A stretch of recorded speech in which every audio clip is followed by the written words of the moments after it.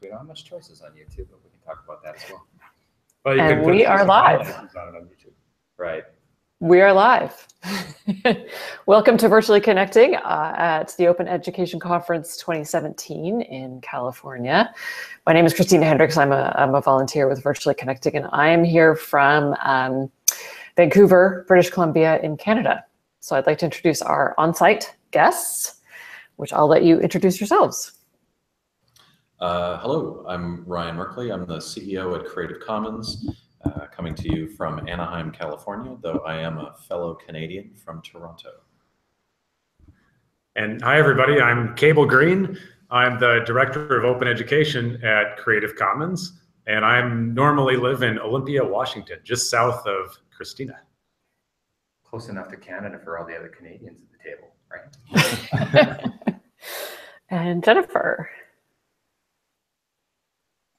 Hello, I'm Jennifer Chamberlain. I am the Executive Director of Libraries for the University of Wisconsin Colleges. We are the two-year school's 13 physical locations, one online location spread throughout the state.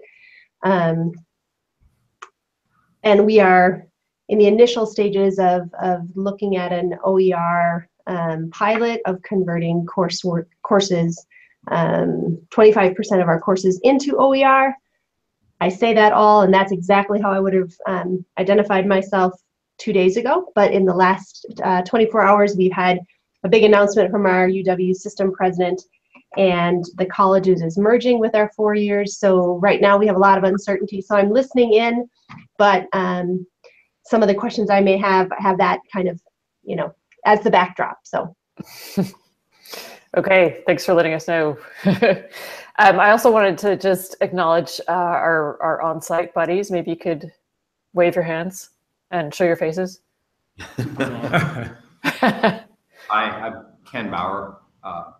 For your benefits, I'm a computer science faculty member at Tecnología, which is a large private university in Mexico. My background's in software engineering, so I had a long background in open source, as well as I was in Anaheim in 2003 when Lawrence Lessig came and talked at the UPSLA conference about Creative Commons. So there's kind of a coming back to Anaheim feel, and I wrote about that in my blog post for Dave and George Siemens Open Ed MOOC this week. And Terry? I'm Terry Green. I'm a program manager at eCampus Ontario. Excellent. Thanks so much for organizing it on the ground. Sorry. So you both are with, we have one more person. Cindy, we just finished introductions. Do you want to introduce yourself? Sure. Can you hear me? Yes. Yes. Awesome. I'm Cindy Richard. I'm in Charlotte, North Carolina right now. I work at Davidson College as an instructional designer. Fantastic. Hello. Thanks for joining, Cindy. Yeah. So Cable and Ryan are both with Creative Commons, and I wanted to just start off by asking, is there anything at the conference that's standing out to you so far? Or do you want to say anything about what Creative Commons is doing at the conference? Any presentations you're giving? Anything along those lines? I'm going to go. Yeah, I was going to say, I saw this really great keynote yesterday. Yeah, it was an excellent keynote. Thank you. I'm not at the conference, so I didn't see it. It wasn't that good. You didn't miss anything. It was good. Cable and I are here at the conference along with a number of Creative Commons affiliates. For those that don't know, we have an international affiliate network of chapters around the world, about 85 chapters all over the planet who do this kind of work. And so there are representatives here from CCUS and CC Canada who are also here. I had the opening keynote yesterday morning and was talking about the value side of the work that we do, not just the 5 R's, but the values that underpin the reason that we believe in OER and its impact: access, equity, innovation, and creativity. But also trying to foreground some of the really challenging issues that we don't talk about as much, privilege in particular, systemic racism, and structural marginalization, and that these are things that those of us have never thought about that need to think about, and that on itself is a project for someone who's never had that opportunity or been face to think about what privilege they might have and how that might impact the way other people engage or get to participate. And then to think about how we want to talk to each other.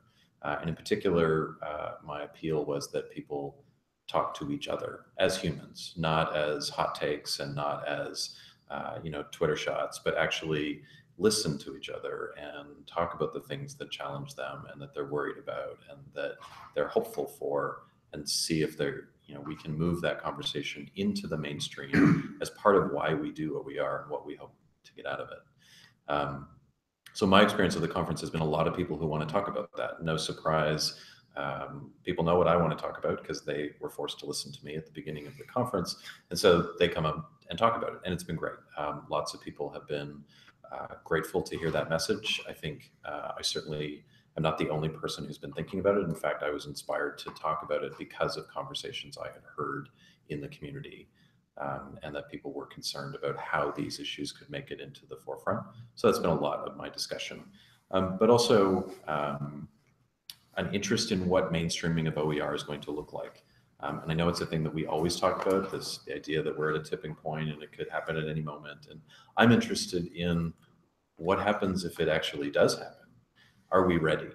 What would happen if the trillions of dollars in education around the world were suddenly pointed at the open education movement, and governments and educators and decision makers said, okay, we're in, what do we do now?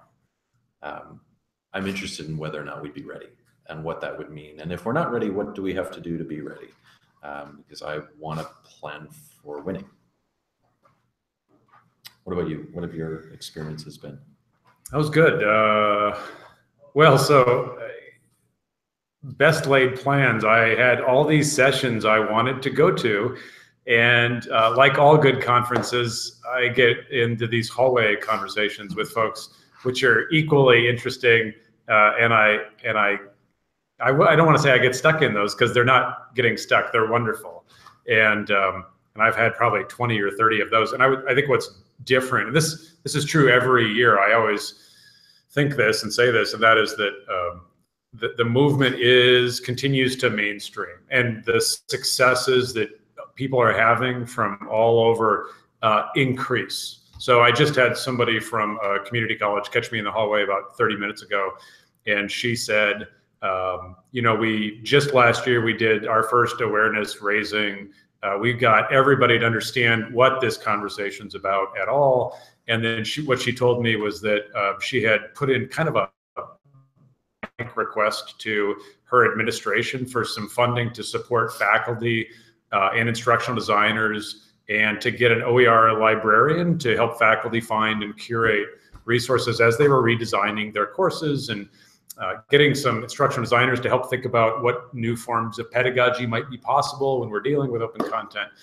And she put in a request with no number on it, and the president just gave her $500,000 to do this project. And this is one community college, and she's so thrilled.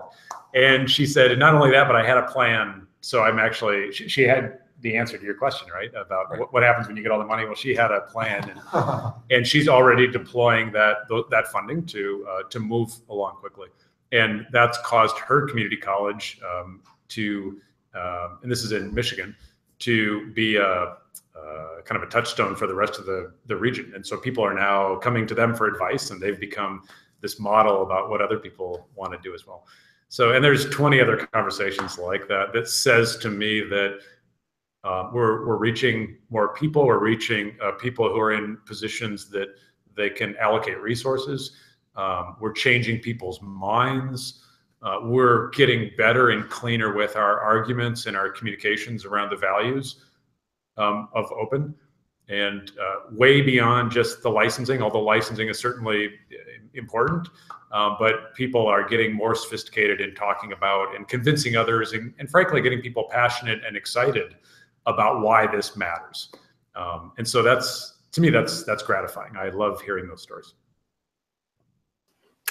Okay, that sounds great. I wish I could have seen the keynote. I don't know if anybody recorded it or not, but let me throw it out to Sundi or Jennifer to see if they have questions. Yeah, it's recorded. It'll be on. Cool. Great. So I was at Open Ed last year, and it was a great conference. I loved it. But I'm glad to hear that your keynote touched on privilege and access and inclusivity and those sorts of things. And I know that one of the things that came up last year was the need for more diversity within the conference itself.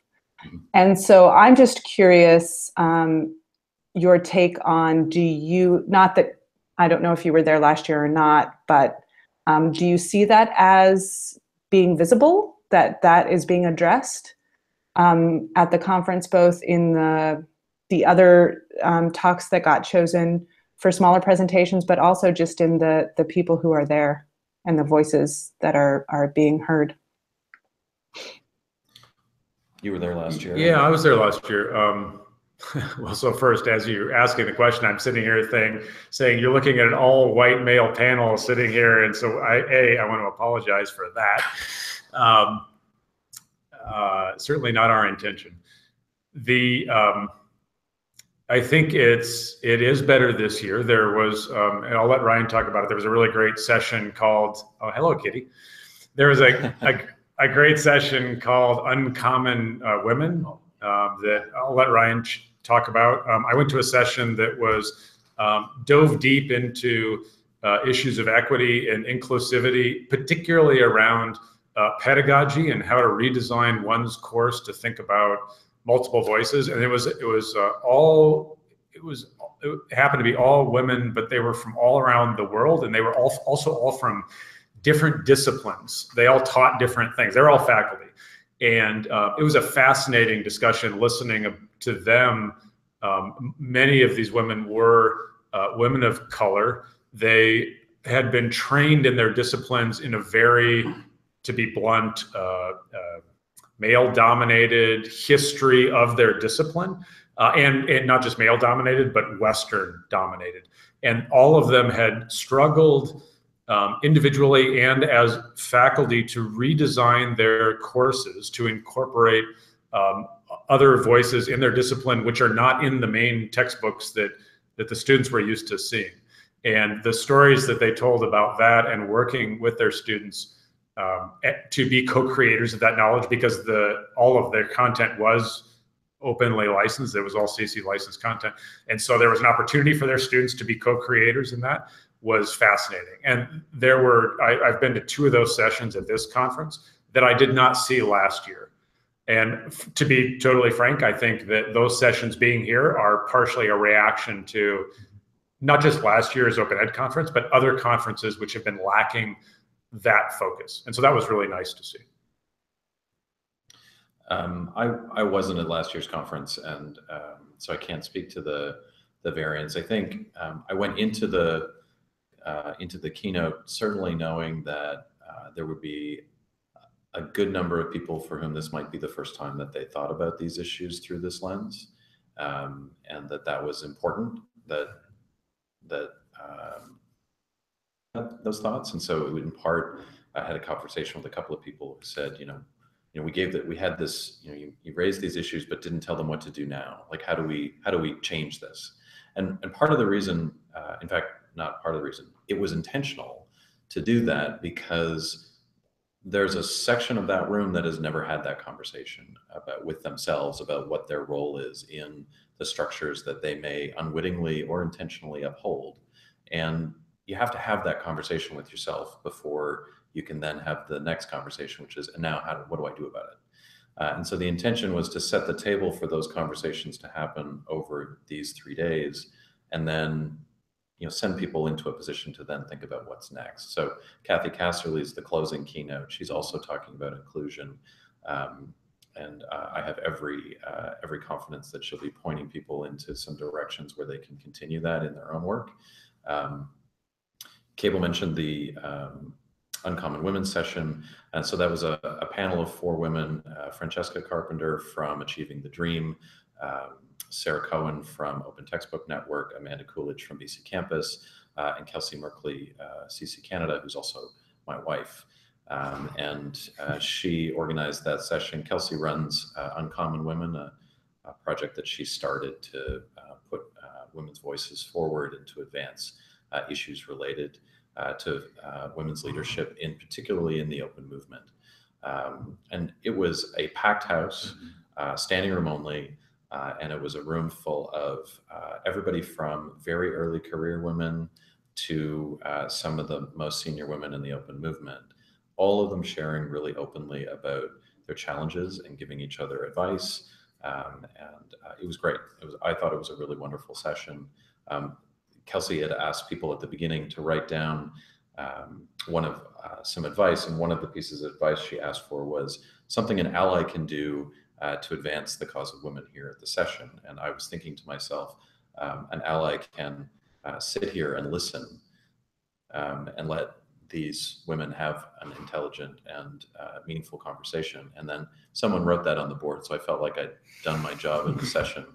Saw one of the post-its was, an ally can shut up and let everybody else talk, which I did. So I felt like I did a good job in that session. There were plenty of men in there, and luckily we did really just sit there and listen. Yeah, and it was a good session, and most people left the session saying that was great, and now we need one of these at every other conference we go to, and we have so many more things to talk about. So there was another session this afternoon that two women were running about women's voices in open. There's a session at the end of the day tomorrow called, has a great name, it's something like How to Destroy the Open Movement, which is all about where we get in touch with our values and the issues and challenges that are facing the movement. So there are a lot of, I think there are good conversations happening, but we also know that conversations only start they have to lead to action. So it's a long way to go, but it's on the table, so that feels good. Is Jennifer still there? Maybe she wants to jump in on something. I know she was going to leave early. I'm just soaking it all in. I'm not sure I have a burning question, so I'm listening. Just one quick comment on this theme. Ryan talked a little bit about in his keynote about what we're doing at Creative Commons around these issues, and I'll let you go over the details of that. But one thing that I'm involved in right now is the planning for the next Creative Commons Summit, which is our big annual conference that will be in Toronto, April 13 through 15. Is that right? Next year in 2018. And you're all invited. We hope you're all able to come. And but my point is that I will be one of the program co-chairs to figure out what's the theme of the conference and what type of programming do we want to have. But it's not just me. I'll have a co-chair, and we'll purposefully seek somebody who's not like me to be the co-chair. And so that probably means somebody from the global South, because I live in the United States. It probably means not another man, or I know it will mean not another man. It'll mean a woman, and it will probably mean somebody who's not white, and it'll mean somebody who's not in education as their expertise. So we purposely are getting somebody else who can complement and has different ideas and ideas that can lend to that and to co-chair. But then we will also open up the program committee to whoever in the world has an interest in programming the CC Summit. And I mean that quite literally. Last year we had 42 people, I think, on the program committee. And that program committee decided, they picked their keynotes, and it ended up last year that all of the keynotes happened to be women, and some women of color from different countries. And that's what that program committee chose. I don't know what our program committee's going to choose, but we know at Creative Commons, when we do things that are important to the community, like the summit, for us, process matters a lot. And to us, what matters about process is that it's open, and that there's an open invitation for everybody who wants to be part of it to be part of it, and that everybody can have voice in that, and that there's respect in those conversations. And it's fine to have disagreements, but we're going to do so in an agreeable way. And that at the end of the day, we will make a decision together about what the program is. And it'll be an international decision in the case of Creative Commons. And that's frankly no different than how we version the licenses, our legal tools, or how we think about what new technologies we're going to build next. or something that I'm personally invested in is we have an open education platform. And again, open invitation, if any of you are not, if you go to Google and type in Creative Commons Open Education Platform, there's a new space where people all around the world, we've got almost 500 people now, have come together to initially brainstorm international open education projects that are important to us as individuals and as a collective. And then ultimately, it's not my choice or Christina's choice which projects we're going to do.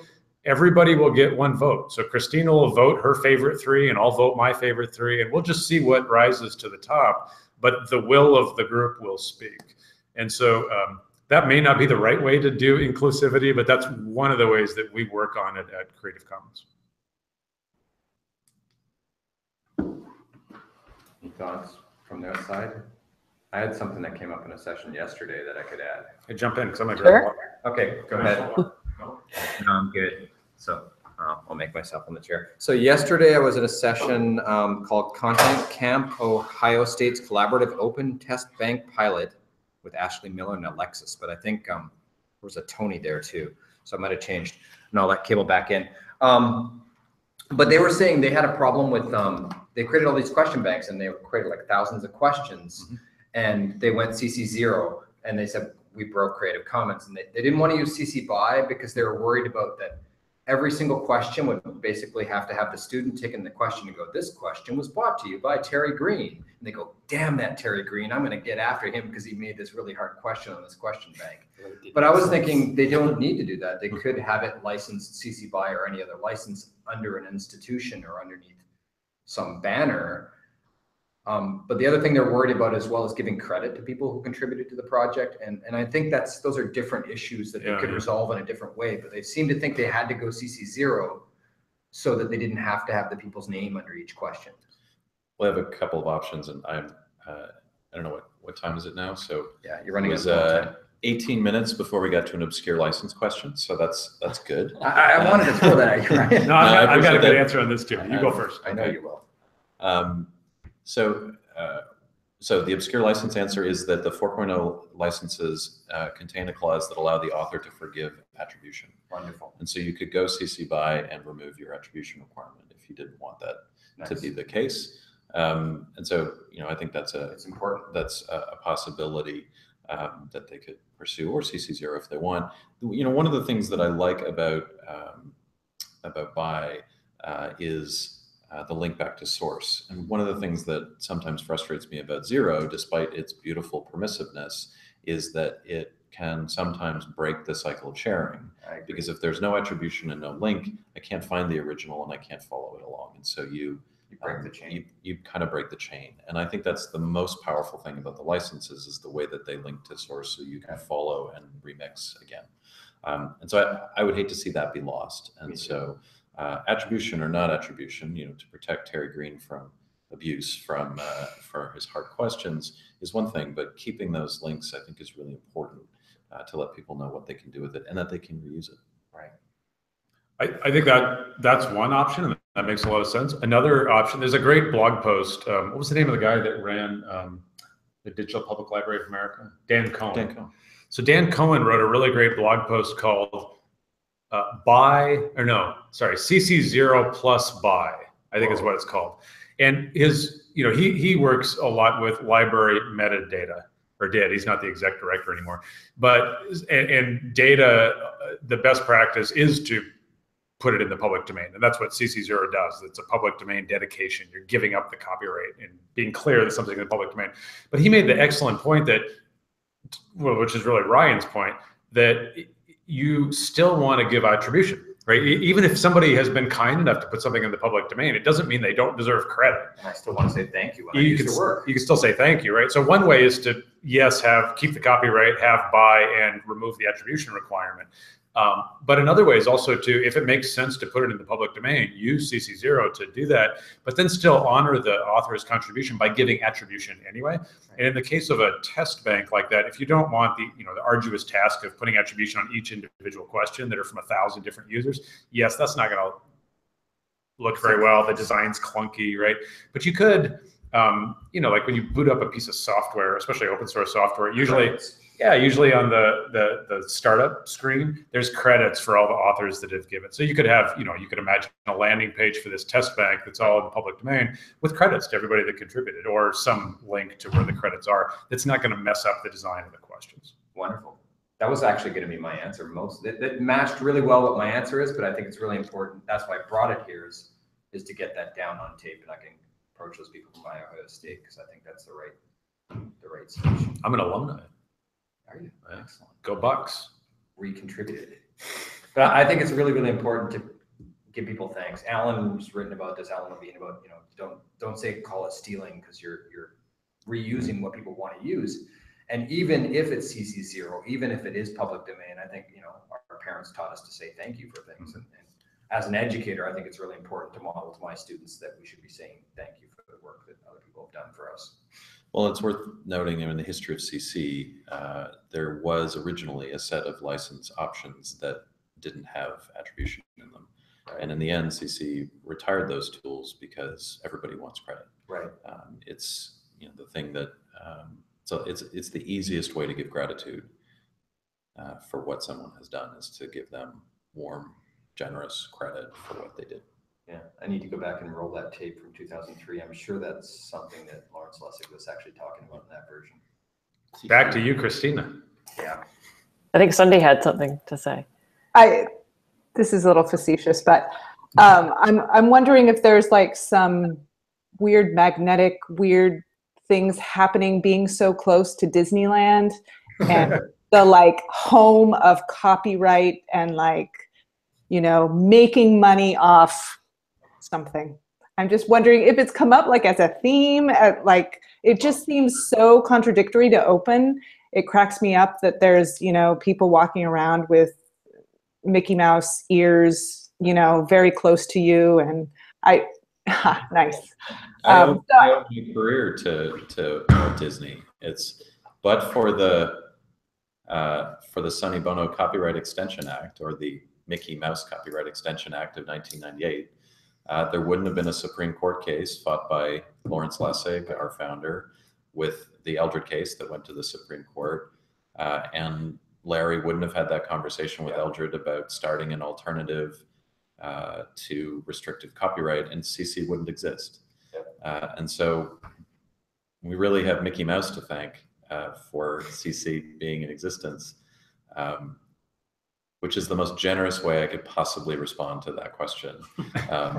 The alternative would be to look at the t-shirt that Robin DeRosa was wearing in the morning yesterday, which is the Mickey Mouse No Copyright shirt that she had on. Called her out for it from the stage, because I thought there aren't that many opportunities where a t-shirt like that is so perfectly positioned, a mile from Disney, and there you are at a conference where, you know, everybody. Yeah, I saw that, and I thought, did she get that there? Did she make that herself? No. She commissioned it from students at her university. They made it. Yeah, well, I mean, the icon, so there's several people who have that shirt. the Mickey Mouse icon is all over. The copyright or the anti-copyright Mickey Mouse icon is, you can find that all over the place. But yeah, she had the shirts made and. The other thing that's important that a lot of people don't know, I mean, everybody knows Creative Commons for the open licenses that we create, and one thing that a lot of people don't know is a big part of our work at Creative Commons is actually supporting copyright reform. So we're involved right now, deeply involved in the European Union, because they're debating whether or not copyright should be expanded in some ways or reformed in some ways. And so Creative Commons both provides essentially the hack to all rights reserved copyright and lets you keep your copyright and share under the terms and conditions that you choose. And we are at the same time advocating for more fair use and more fair dealing rights especially for educators and librarians and others, and going right after copyright through reform efforts. And so we work in both those spaces. That's great to know. I think I didn't fully realize that. Yeah. So it's 2:32. We know you have busy conference lives. So should we wrap it up? I'm okay for another few minutes if there's a final question, but it's up to you guys. Yeah, we got time for a couple more. Okay. If anybody has any other things they'd like to ask. You got license questions, we're here. Whatever you want to talk about copyright reform, CC certificate, our new education and training. We haven't talked about the certificate. Let's talk about certificates. CC's been working for a little over a year now on a CC certificate program, which is really an OER and certification program. So we are literally writing the book on CC, on how to work openly, the values that underpin our work in communities, the license tools and how to apply them, and the various ways that they intersect with copyright and fair use or fair dealing where that exists, et cetera. We've been developing that in the open. We spent the summer beta testing the early drafts of that content. We met with and tested that content over 175 librarians and ed techs who gave us tons of great feedback. And on the early versions gave us a solid thumbs sideways, as opposed to thumbs up, thumbs down. And so we went back to and really dug in and did sort of a full rebuild and a redesign, and have got the content into a really solid place.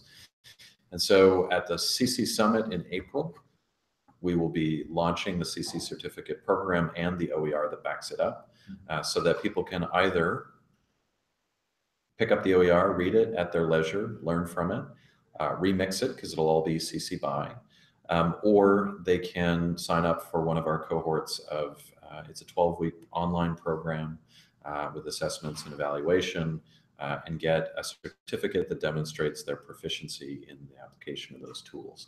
What we heard from communities was that for some people that was really able to demonstrate either to an employer or an organization they work with, or just generally to the world, that they have that proficiency. And others told us that if they were going to pursue that kind of professional development, there had to be a credential at the end for them to be able to justify it. And so for some people, that's going to be the right structure. For lots and lots of others, they're going to see this as great core content that is authoritative, that's been written by CC with a set of community actors and engagement, including experts in the legal field and educators. And then there's a set of specializations that underpin that. For I have theme music when I talk about this. We get very excited when you talk about the certificate. It was Pirates of the Caribbean. I hope you like the choice. I like it when we used to be Game of Thrones, and I like. No, that's when somebody calls me. Oh, I see. The alarm is Pirates of the Caribbean. Okay, that's good. Yeah, that's good. Do you have the rights to that music? I don't want to talk about that. Did you download that from a legal source? I can't remember. What's the right answer here? Of course, yes, it's legal. In addition to that, so there are 4 modules of core content, and then there's an additional module for educators, for librarians, and for government, one each for each of those sections, to address specific issues that relate to them and their work. So we're really excited about it. We think it's going to be both an important kind of infrastructure piece for the movement, for people to be able to skill up and to gain proficiency in this, so that CC isn't the only expert in CC licensing. But we also think it'll be kind of foundational content that can be reused and remixed all over, and hopefully also translated and used widely internationally. That's our hope, and we plan to activate our international community to do that work as well. Can I talk about my favorite remix that I know is phase 2? Yeah. So we haven't even launched phase 1 yet, and I'm already thinking about phase 2. So if you think about the audience for these certificates, they're people that are already practitioners. So these are educators that are already teachers and professors. These are librarians that are already librarians. And these are government folks that already have an open licensing policy in their government agency or state agency where they're requiring CC licenses on publicly funded works. And that's good. We need to provide professional development opportunities for those folks. They're asking for it, they need it, they want it. So that's absolutely phase 1. As we think about what else we could do, because of course it's all CC BY licensed OER, we can remix it for different purposes. We're thinking about the next generation of all of these folks who are not yet in the field. So how do we, quote unquote, get them while they're still in school or get them while they're young, right? And so if you think about teachers, at least primary and secondary school teachers, you get them when they are at university in a school of education learning to become a teacher, and they're getting their teaching certificate and they're going through that training.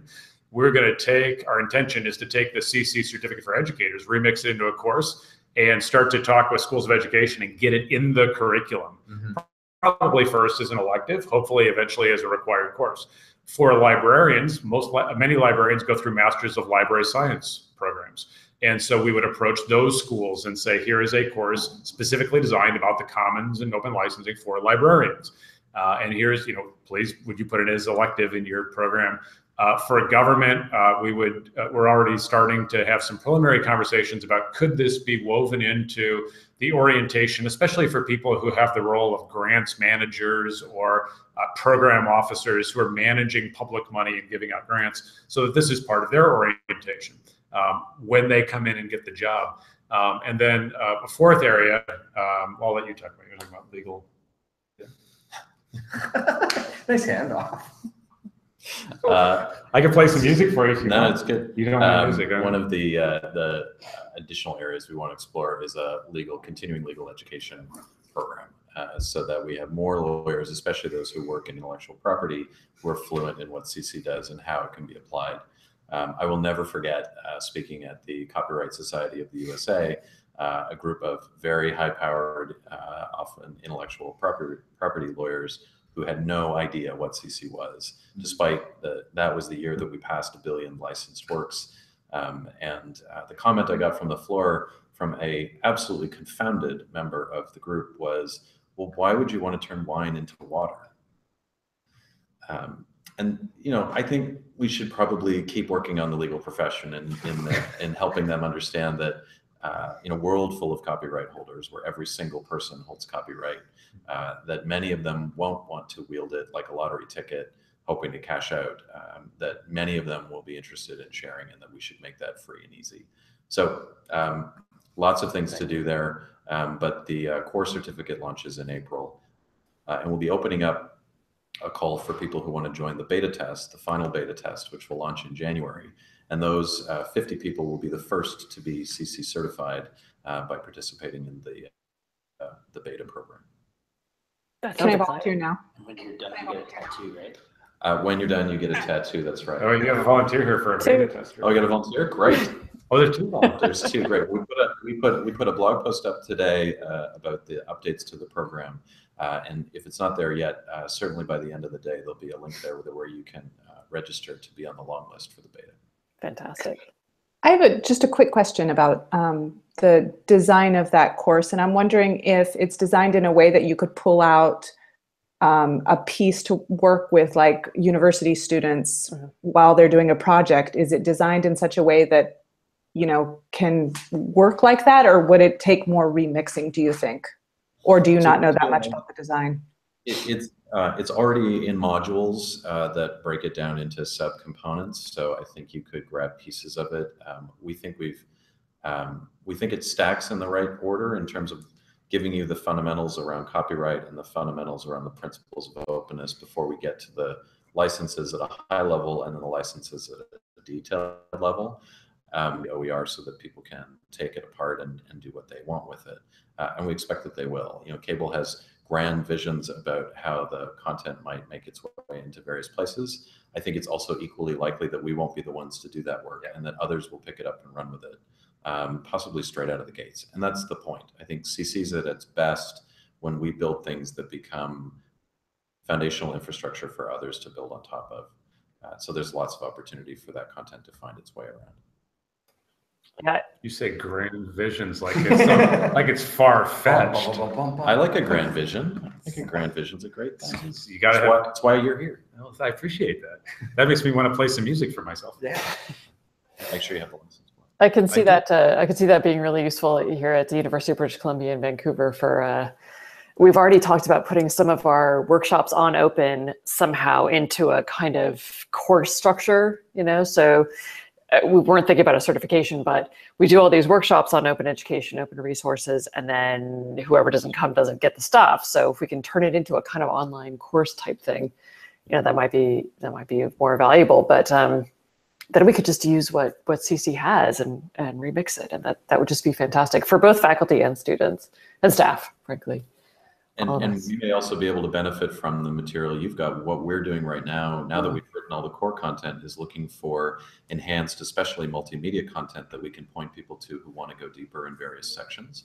So it might be the case when you look at that content that you've got a couple of videos that are exactly the right thing to say, but if you want to go deeper here, here's a video. And we'd love to be able to link out to things that have been produced in our community. Excellent. Yeah. So watch for that as we release the content in the next months. This is exciting. I remember hearing about the certificates for the first time last Open Ed conference last year, so I'm excited to see it getting really close to being finished.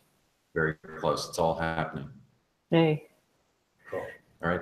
Well, thank you so much. Thank you for joining us, Cable, Ryan, Sundi, and Jennifer had to leave early. Have a great rest of your conference. Enjoy. Yeah. And for anybody watching live, there is that how do we destroy Open Ed session tomorrow, which I'm joining virtually, and other people can join virtually too if they want. So look out on the Open Ed Twitter hashtag, and I will post a link for how to do that. So thanks everybody. I'm going to stop the broadcast. Thank you. Okay.